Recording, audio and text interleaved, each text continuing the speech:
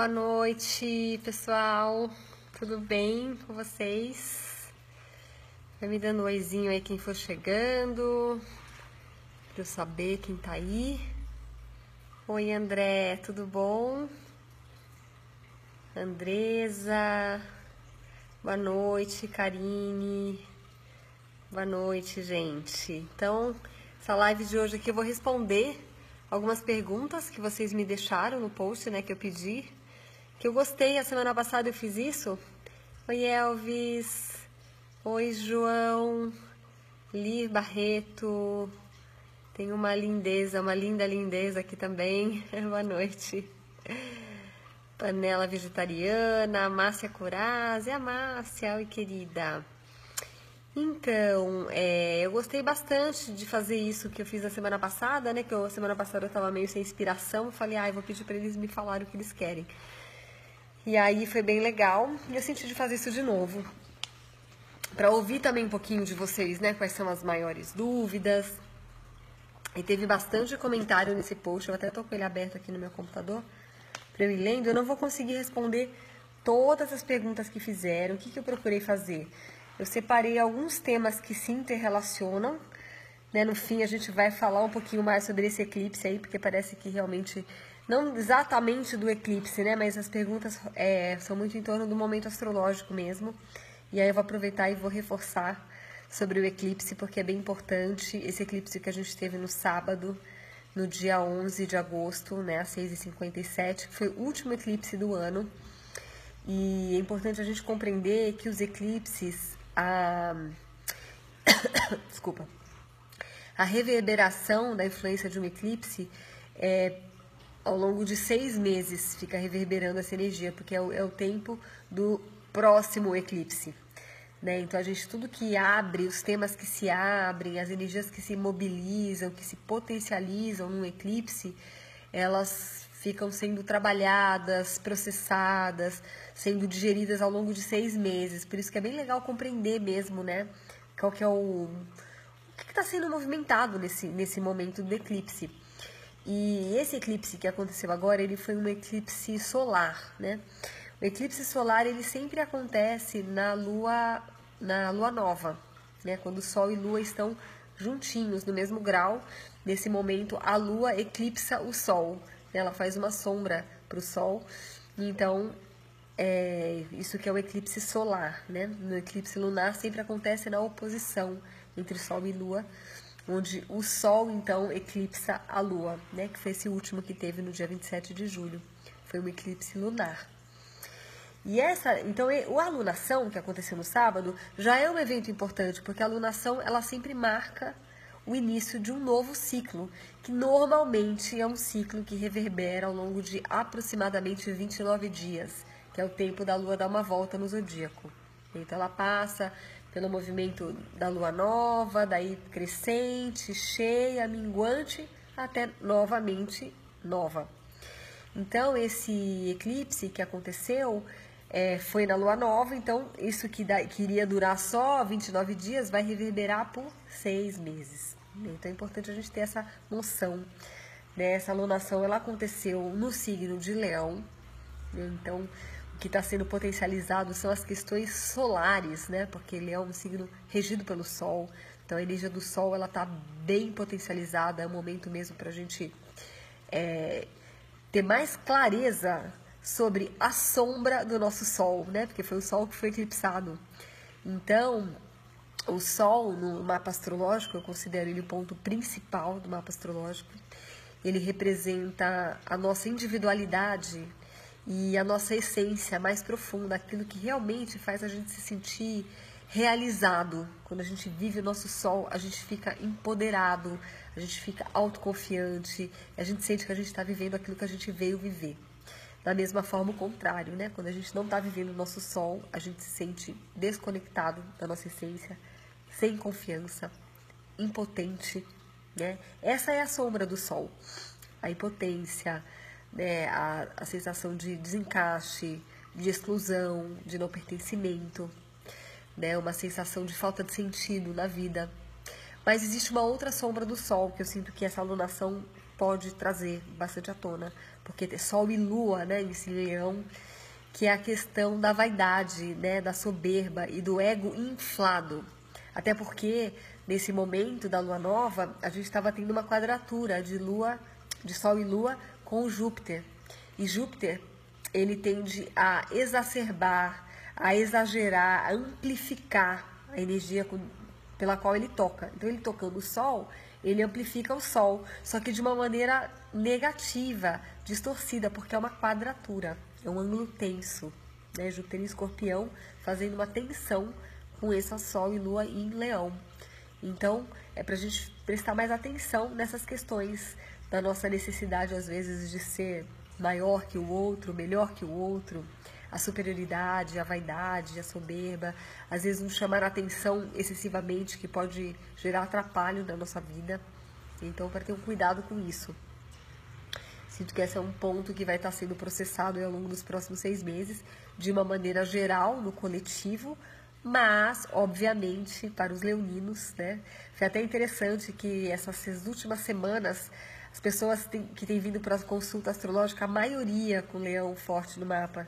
Quinta-feira passada, que é o dia que eu faço os presenciais, né, em São Paulo, de quinta, as 3 pessoas que eu atendi, 2 com Sol em Leão e uma com Ascendente em Leão. E aí, hoje mesmo, eu peguei o mapa que eu vou fazer na próxima quinta, tá lá, Sol e Lua em Leão também. Então, assim, os leoninos estão vindo, né? Bem nesse período desses eclipses. E outra coisa importante também, né, de enfatizar, eu até falei isso na live da semana passada, mas eu vou reforçar, talvez seja gente nova aqui, que esses eclipses que estão acontecendo nesse eixo Leão-Aquário, por que eixo Leão-Aquário? Porque, como eu falei, o eclipse ele acontece na Lua Nova, o eclipse solar, então num determinado signo, mas quando é o eclipse lunar, ele pega um eixo de signos, né, porque é a oposição entre Sol e Lua. Então, aconteceram vários eclipses no eixo Leão-Aquário. E teve alguns eclipses que aconteceram no início do ano, que com o Sol e Lua em Aquário, né? Então, esse eixo Leão-Aquário, ele vem sendo potencializado nos últimos 2 anos. E aí, a gente está fechando a temporada dos eclipses nesse eixo Leão-Aquário. Então, as pessoas que têm Leão e Aquário forte no mapa vão ter uma trégua a partir de janeiro de 2019, que a gente vai ter o último eclipse que vai acontecer no dia 21 de janeiro, e aí é o último que acontece nesse eixo Leão-Aquário. Daí em diante vai abrir a temporada dos eclipses no eixo Câncer-Capricórnio, e aí vão ser essas questões que vão estar sendo trabalhadas, questões relativas a Câncer e Capricórnio. E eu sinto que é por isso que eu tenho uma impressão, né, pelo que eu estou vendo ao meu redor, pelo que as pessoas estão trazendo em consulta, pessoas que eu conheço, próximas também, que parece que está mais intensificado o efeito desses eclipses, porque é o fechamento de ciclo, né? Então, tá intenso mesmo. Não estranhem essa intensidade, né?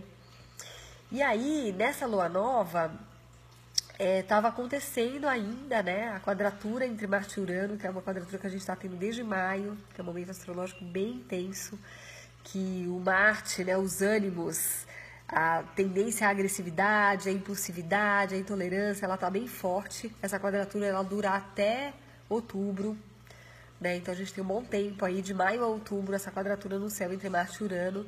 A gente tem alguns momentos que isso fica mais intensificado, os ápices, teve um ápice agora do 1 ao 4 de agosto, que o aspecto ficou exato. Aí o que aconteceu, né? Dia 12, né? Hoje é dia 13, foi ontem. Que o Marte, ele voltou, ele está fazendo movimento retrógrado já faz um tempinho, aí ele retornou para o signo de Capricórnio, ele saiu de Aquário, né? E é importante compreender que Urano rege Aquário.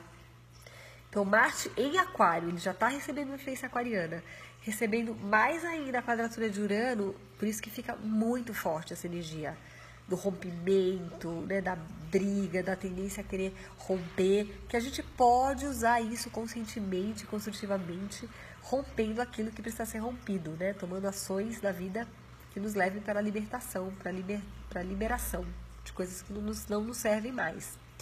Mas, como estava bem exacerbado, é uma quadratura que é tenso, pede uma atenção, né? Pede uma atenção para evitar tensão.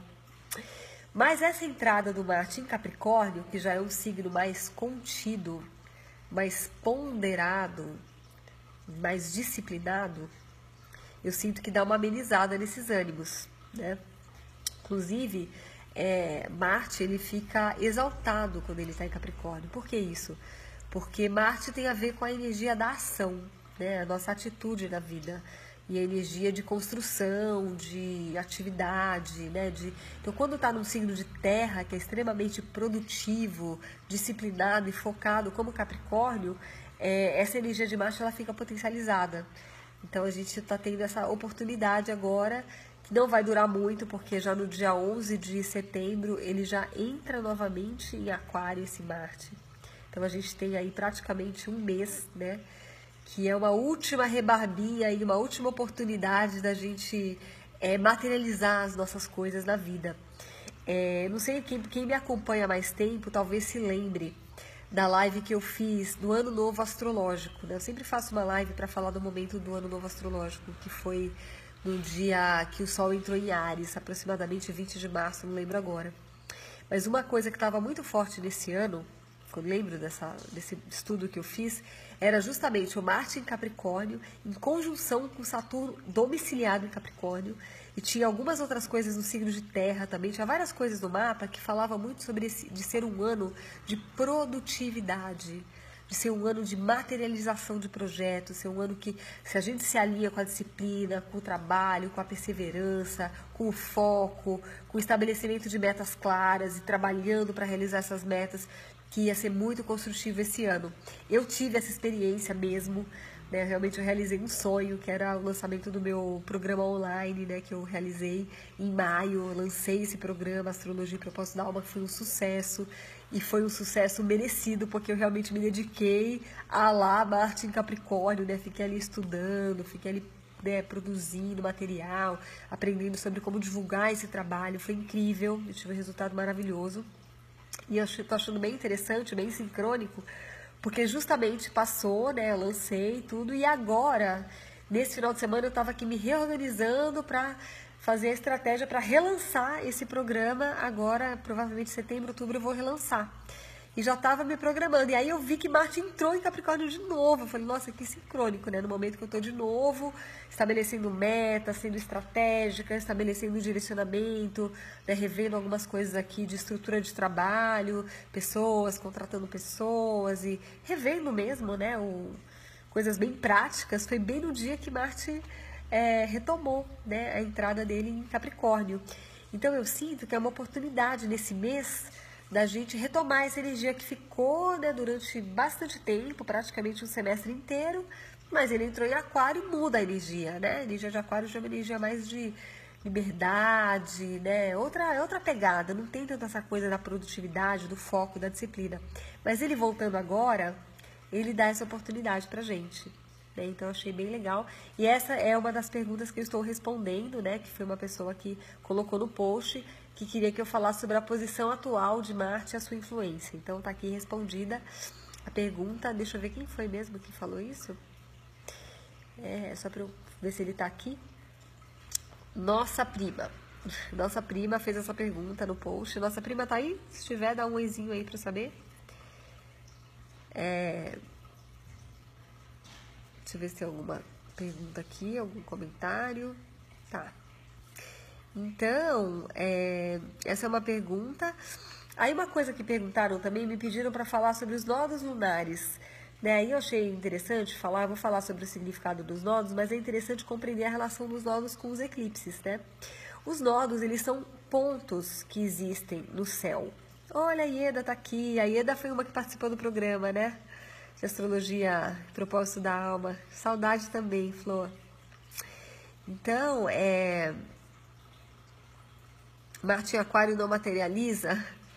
A Mabel está perguntando. Na verdade, o Marte em Aquário é diferente, né? Porque Aquário já é um signo mais mental, né? Então, ele mais pensa a respeito, idealiza. Não é uma posição tão realizadora para o Marte, entendeu? Ele é mais focado nas ideias, né? E tem ideias que abrem a cabeça, que dão um direcionamento. Então, aí a ação vai ser baseada naquilo que eu penso a respeito, né? Então, eu vou agir de uma maneira inovadora, vou agir de uma maneira que rompe com os padrões, mas às vezes não é tão focado na materialização, não é tanto como Capricórnio, né? O Capricórnio é bem focado mesmo. Mas então, ó, tem uma pessoa aqui, a Mari, falando que o programa foi sensacional. Foi mesmo, né? Que legal. Foi lindo mesmo esse programa. Então é assim, olha. Os nodos lunares, né? Os nodos lunares, eles são pontos que a gente...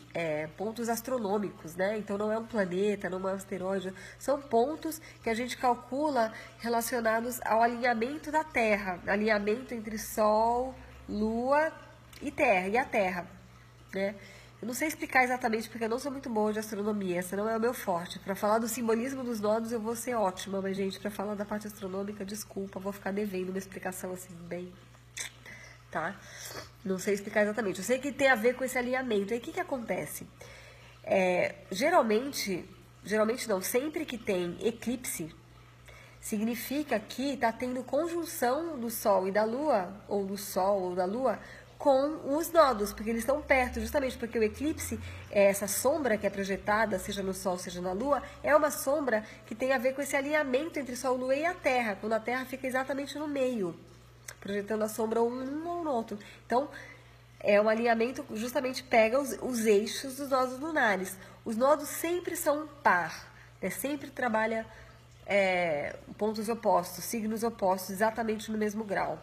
A simbologia dos nodos é muito interessante, porque o nó do norte, ele é um ponto que está relacionado com o propósito, com o Dharma, com aquilo que é um ponto ao qual eu devo me direcionar quando eu desenvolvo as qualidades do meu nodo, quando eu me direciono para a casa astrológica do meu nodo. Eu sou nodos lunares, tá, Marina? Quando eu me direciono para os nodos, para o nodo norte, né? Tem o nodo norte e o nodo sul. Então, o nodo norte, ele é um ponto dármico.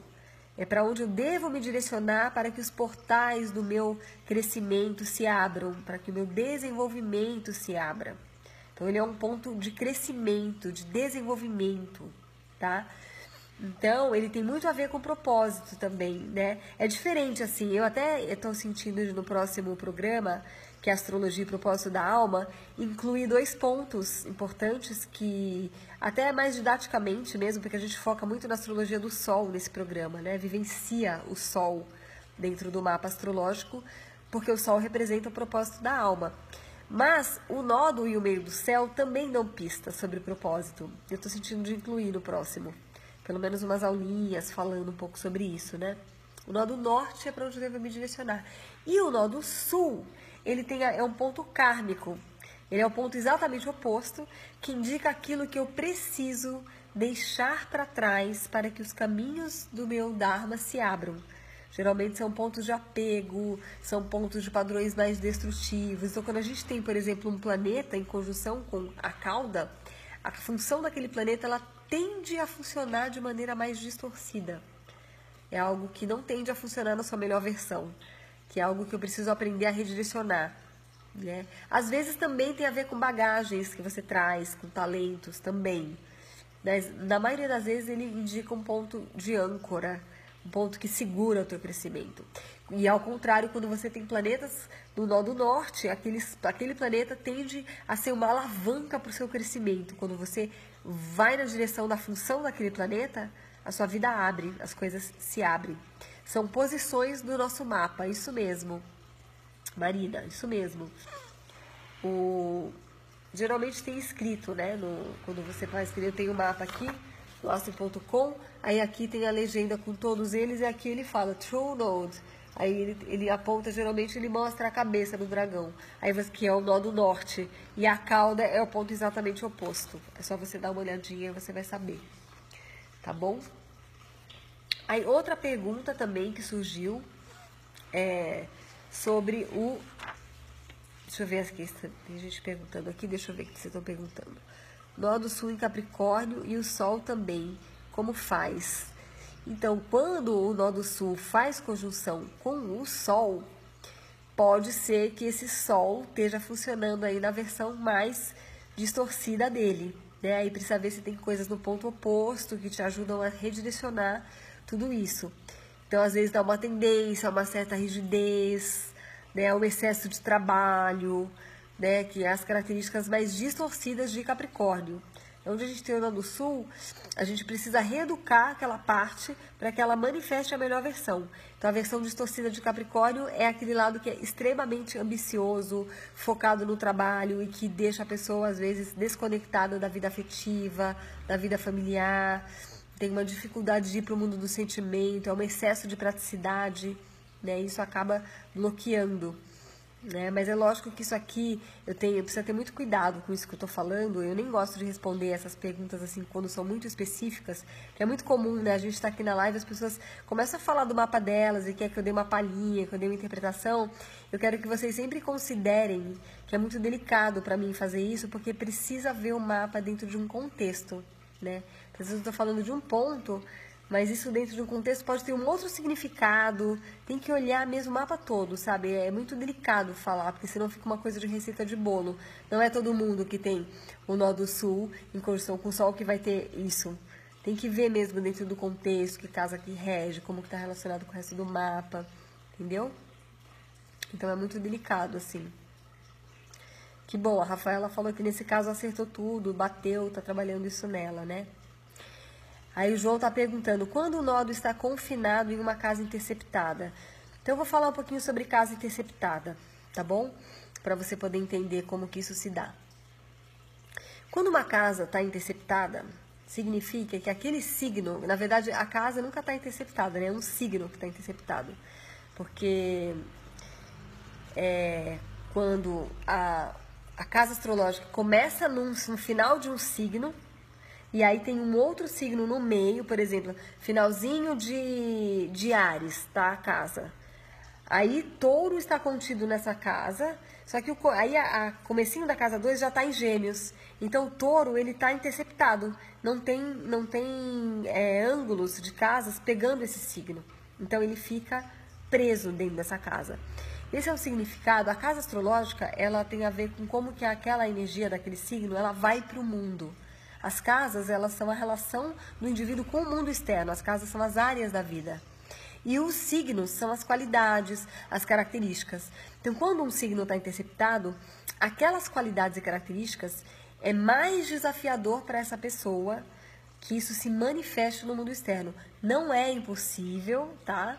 Não é que está travado, é mais desafiador. Então, quando os nódulos estão contidos aí, significa, principalmente em relação ao nódulo norte, que é algo que eu preciso levar para aquela área da vida que está interceptado, né? No caso, tem que ver qual é a casa astrológica. Então, aquele signo vai ter dificuldade de manifestar para o mundo externo, aquela energia vai ficar mais bloqueada.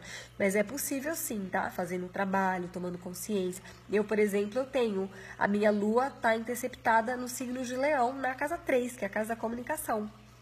Eu estou aqui me comunicando super bem com vocês, mas durante um tempo isso foi um desafio para mim. Ter segurança da minha fala, ter segurança da minha comunicação. Às vezes ainda, de vez em quando, ronda essa insegurança, né? Então tem questões aí que vão sendo trabalhadas. Então não quer dizer que está bloqueado pro resto da vida e vai ser um inferno aquela área da vida. Não, mas ali tem um desafio, tá bom? E aí, outra questão, para fechar, tá? Para também não ficar muito... Deixa eu ver aqui quanto tempo a gente já tá. Até que tem um tempinho bom.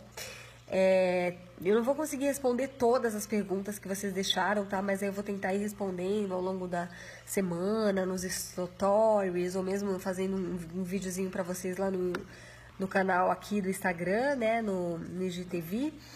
Então, olha só. Perguntaram sobre uma configuração que chama o Dedo de Deus.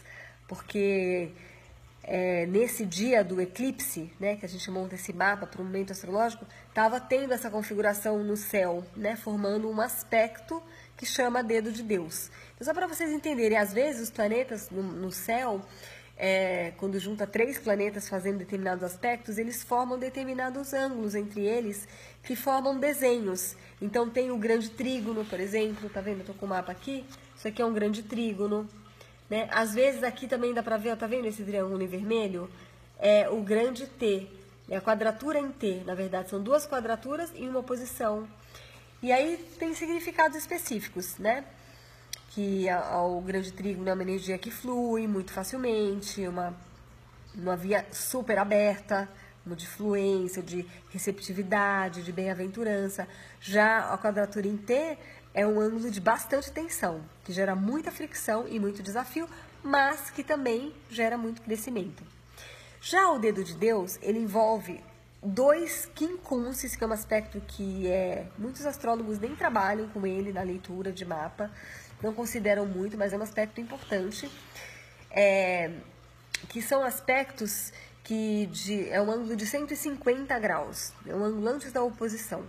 Então, o dedo de Deus são 2 quincunces e um sextil, né? E esse é um aspecto que ele é bem assim, um aspecto que traz muita transformação, transmutação e purificação dos planetas envolvidos, porque ele está relacionado com ângulos de casa 1,6 e 1,8, que são casas astrológicas relacionadas com processos de purificação, de depuração, de transmutação, e é meio uma coisa de crise, é gerada uma crise que daí eu tenho que me mexer, tenho que transmutar. Então, os planetas envolvidos no dedo de Deus, no mapa astrológico ou numa configuração, eles estão pedindo essa grande transmutação, essa grande transformação, tá bom? É isso que significa o dedo de Deus. É o signo que fica interceptado. É que assim, Adriana, no meu caso, eu tenho leão interceptado, né? O signo de leão está interceptado. Então, a energia de leão, ela vai ser difícil de ir para fora. Aí, como eu tenho a lua em leão, quando você tem um planeta dentro de um signo que está interceptado, a função daquele planeta fica interceptada também. Aquela energia também não flui para fora, entendeu? Então, no caso, a minha lua, na casa 3, e realmente esse é um grande desafio meu, às vezes, que é comunicar, expressar os sentimentos, que é a lua, né? A lua representa sentimentos. Então, para mim, como vocês já sabem, quem me acompanha aqui, eu já falei várias vezes que apesar de eu ser uma pisciana, que é o signo de água, que é toda a sensibilidade, eu tenho muita coisa em ar no meu mapa. Eu sou extremamente mental. Então, para mim, às vezes é um desafio ir para os sentimentos, falar a partir de um lugar dos meus sentimentos, me expor, né? Então, realmente, isso é um desafio para mim. E a minha lua é de casa 3, mas ela está interceptada. Então, isso é algo que eu venho aprendendo, venho trabalhando para desbloquear, para desenvolver também na minha vida, né? Ficou claro, querida? Que bom, legal. Aí a Juliana está perguntando aqui, Saturno interceptado na casa 2, junto com o nodo norte.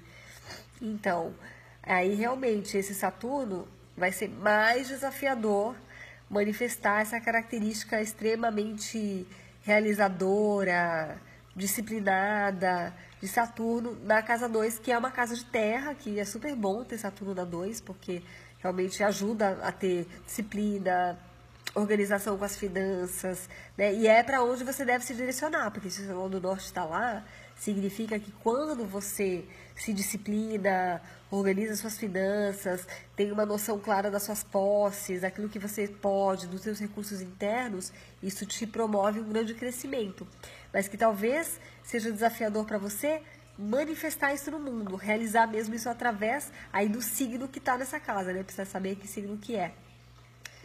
As qualidades e características desse signo que vão ser desafiadas, entendeu?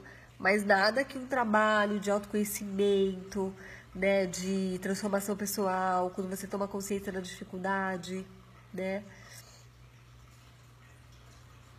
Então, Marina, quando esse True Node, né, que na minha versão tá aqui em inglês, é o nó do norte, tá? É o nó do norte.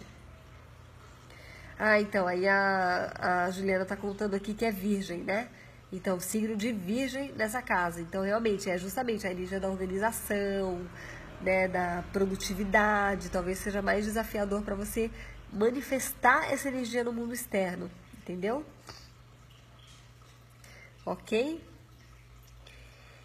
Então, deixa eu ver se tem aqui mais alguma pergunta que eu tinha separado para responder. Ah, teve uma outra pergunta também interessante, que é uma coisa que realmente, até para mim, isso é uma questão. Às vezes eu fico com dúvida quando eu encontro esse aspecto no mapa, né? Mas eu vou compartilhar aqui um pouquinho a minha visão, para trazer um pouco de luz para esse aspecto. Quando tem uma conjunção entre Júpiter e Saturno no mapa astrológico. né? Eu até gravei um vídeo sobre isso, porque no ano passado o Saturno foi o regente do ano, né? Então no meu canal do YouTube eu fiz uma série falando de Saturno em cada um dos signos, cada uma das casas e formando aspecto com todos os planetas. Essa série tá bem didática, tá bem legal, vale muito a pena vocês assistirem. Aliás, eu quero convidá-los, todos vocês aqui que estão me acompanhando nas lives, que estão me acompanhando e me seguindo aqui no Instagram, para ir lá no meu canal do YouTube, para se inscrever no canal, que eu tenho uma meta desse ano ainda. Eu gostaria muito de atingir os 10 mil inscritos lá no canal do YouTube. Eu tenho bastante inscrito aqui no Instagram, né? E eu gostaria muito que esses inscritos migrassem também para o YouTube. Eu sempre estou postando vídeos bem legais lá. Agora está com uma série super de mitos da astrologia, onde eu falo de vários temas que são temas tabus, temas mal... que as pessoas entendem pouco, né? Tipo inferno astral, retorno de Saturno. Tem vários temas bem legais lá, né? Então, a Adriana está contando que ela assistiu a série de Saturno e que foi muito legal. Então, lá nessa série tem um vídeo falando sobre esse aspecto de Júpiter e Saturno, tá? Mas eu vou falar aqui para vocês também como é a minha compreensão. Saturno, no mapa astrológico, ele representa uma energia que tende à contração. É onde eu tenho algo que eu preciso aprender, onde eu tenho um ponto vulnerável, um ponto que eu me sinto fraco e inadequado naquela área da vida. E que por isso eu batalho para me fortalecer naquele ponto. Ele passa até a ser um ponto de grande maturidade depois. Com a maturidade, né, passa a ser um ponto forte do nosso mapa. Mas a princípio ele é um ponto de contração. Ele é um ponto onde eu tendo a ser mais protegido, mais reservado, tendo às vezes a agir mais no medo também, ser mais inseguro, ser mais retraído. E Júpiter é exatamente o contrário. Júpiter é a energia de expansão. Júpiter, onde ele toca no nosso mapa, ele traz boa sorte, ele traz bênçãos, ele derrama bênçãos, ele expande, ele espalha, né? Então, o que eu sinto, né, quando Júpiter e Saturno se juntam? É muito único e particular para cada um. Como que cada um vai lidar com tudo isso? Deixa eu só pôr aqui, que avisou que tá com a bateria fraca aqui no celular.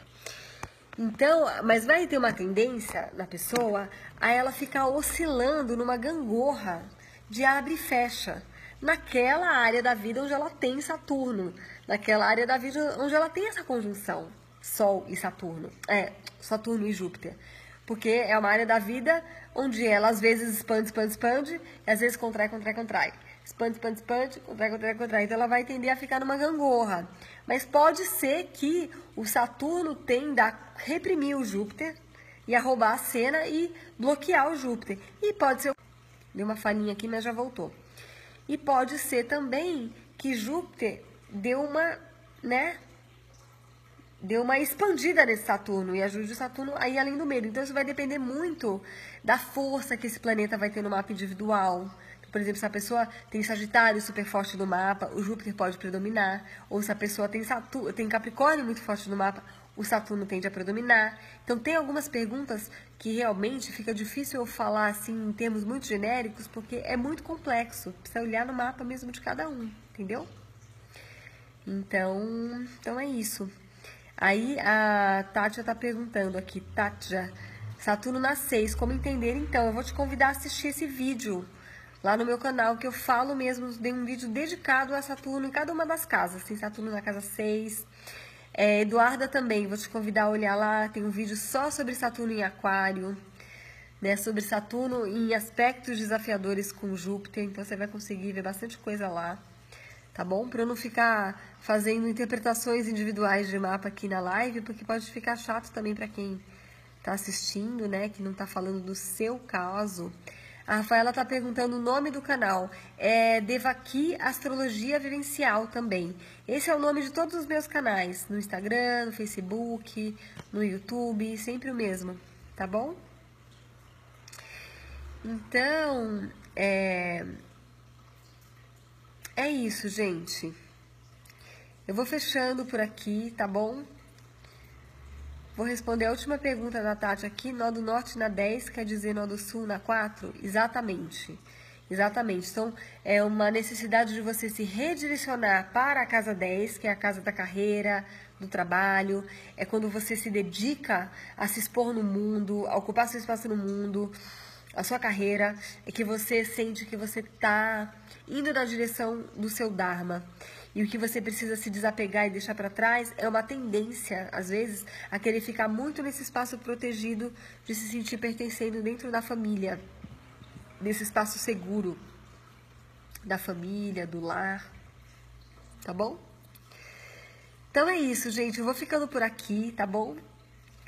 Olha quem tá aqui, a alquimista de mim. Eu também tô amando os seus vídeos, suas coisas. Tá muito legal. Ela também fala sobre astrologia, grava uns vídeos incríveis, gente. Segue ela, alquimista de mim, uma fofa. Tá bom, gente? Então, vamos nos vendo nos próximos, tá bom? Nas próximas lives, nos próximos vídeos. Reforçando aqui o convite, terminando aqui, visita lá o canal do YouTube, tem muita coisa legal lá, muitos vídeos mesmo, tá bom? E não esquece de se inscrever, e aí a gente vai se vendo nas próximas lives, tá bom? Um super beijo pra vocês, boa noite!